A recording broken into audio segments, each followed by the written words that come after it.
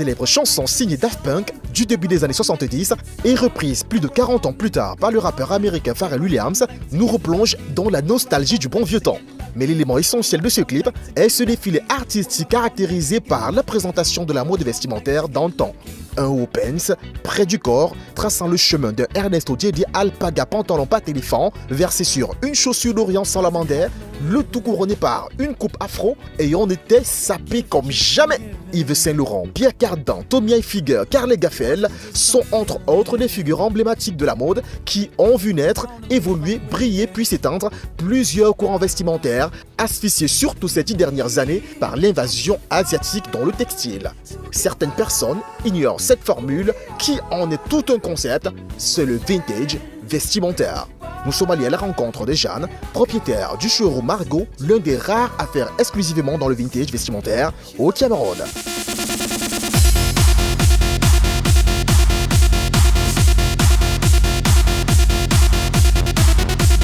Alors le vintage, ce sont des vêtements qui sont connotés ou qui sont réellement des années passées, des années antérieures. Donc ça veut dire des années 50, 60, 70, jusque dans les années 90. Et donc très souvent, ce sont, même pas très souvent, mais c'est toujours des pièces uniques parce que ce sont des pièces qui ont eu le temps de passer plusieurs époques. Donc vous allez rarement trouver ou jamais trouver une pièce vintage qui est dans plusieurs modèles, c'est toujours une pièce unique.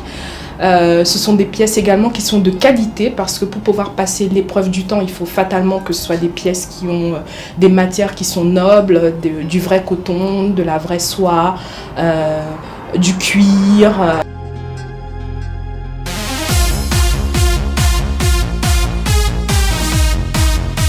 Faire du neuf avec du vieux, entre du coq sportif, Fila, Lacoste, Adidas ou autres, les puristes sont plutôt conservateurs et auto-exigeants sur l'originalité de la marque, la qualité, une fierté, un état d'esprit.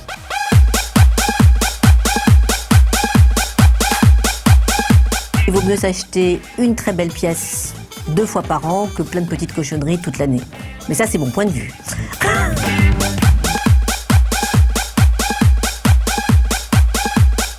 Le concept vintage, déjà bien porté aux États-Unis d'Amérique et en Europe, où des stars telles que Rihanna s'y plaisent abondamment, ou encore Beyoncé qui joue les divas dans son dernier clip, a une répercussion sur le continent africain, plus précisément au Cameroun, où la cible est séduite par la singularité, mais surtout le prix de l'article. Le vintage est intéressant parce que vous allez avoir des pièces uniques, ne pas ressembler à votre voisin, montrer votre originalité, votre authenticité.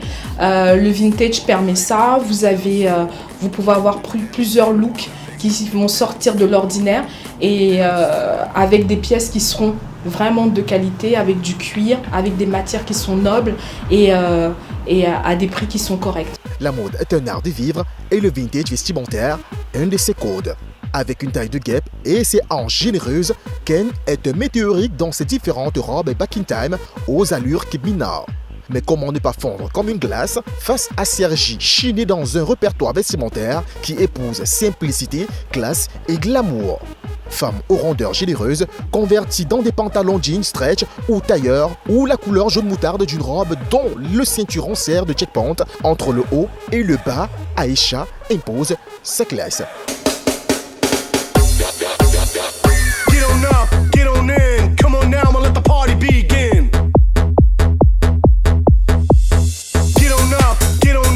Un dessin super calibré de la sap art, désormais in, car être à la mode, c'est être équilibré entre l'originalité, la qualité, l'authenticité, l'identité et personnalité, dont le vintage.